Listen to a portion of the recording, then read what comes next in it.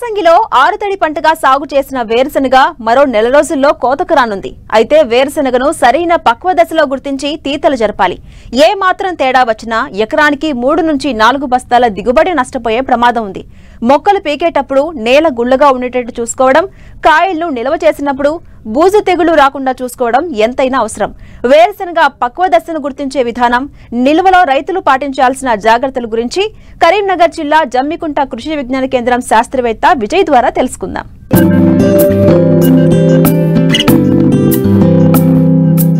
తెలుగు రాష్ట్రాల్లో సాగవుతున్న నూనె గింజల పంటల్లో వేరుశెనగ ప్రధానమైనది. ముఖ్యంగా రాయలసీమ జిల్లాలు, ఉత్తర కోస్తా, ఉత్తర తెలంగాణ జిల్లాలలో దీని సాగు ఎక్కువగా ఉంది. తెలంగాణలో యాసంగిలో కొంత విస్తీర్ణంలో రైతులు సాగు చేశారు. ప్రస్తుతం గింజలు గట్టిపడే దశలో ఉన్నాయి. ముఖ్యంగా 70 నుంచి 80% మొక్కల ఆకులు, కొమ్మలు పసుపు రంగులోకి మారి కాయ డొల్ల లోపల భాగం నలుపుగా మారినప్పుడు పంటను కోయాలి. కోత సమయంలో నేలలో తగినంత తేమ ఉండే విధంగా చూసుకోవాలి.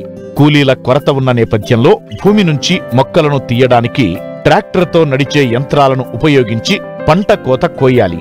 సాగు ఆశాంతం ఎన్నో కష్టనష్టాలను ఎదుర్కొన్న రైతులు తీతల సమయంలో కూడా కొన్ని మెలకువలు పాటించాలని సూచిస్తున్నారు కరీంనగర్ జిల్లా జమ్మికుంట కృషి విజ్ఞాన కేంద్రం శాస్త్రవేత్త విజయ్. ప్రస్తుతం వేరుశెనగకు సంబంధించి కనుక చూసుకున్నట్లయితే సెప్టెంబర్ 2వ పక్షంలో వేసిన పంట ఇప్పుడు మనకు డిసెంబర్ చివరి నాటికి పంట కోతకు వస్తుంది.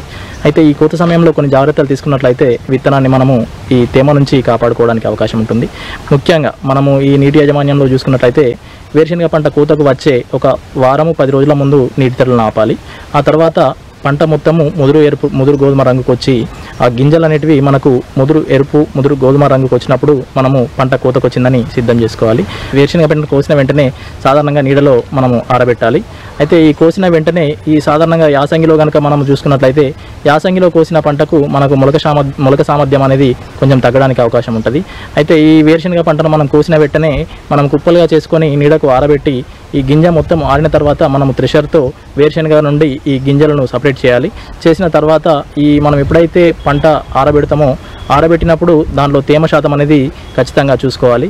సాధారణంగా మనం మార్కెటింగ్ చేసుకోవాలన్నా లేదంటే మనం విత్తనం కోసం సంరక్షించుకోవాలన్నా కానీ తేమ శాతం చూసుకోవాలి. తేమ శాతం సాధారణంగా మనం కోసినప్పుడు 20 నుండి 30% ఉండే అవకాశం ఉంటుంది. మనము ఎండబెట్టిన తర్వాత తేమ శాతము 8 నుంచి 9% వచ్చే విధంగా చూసుకోవాలి.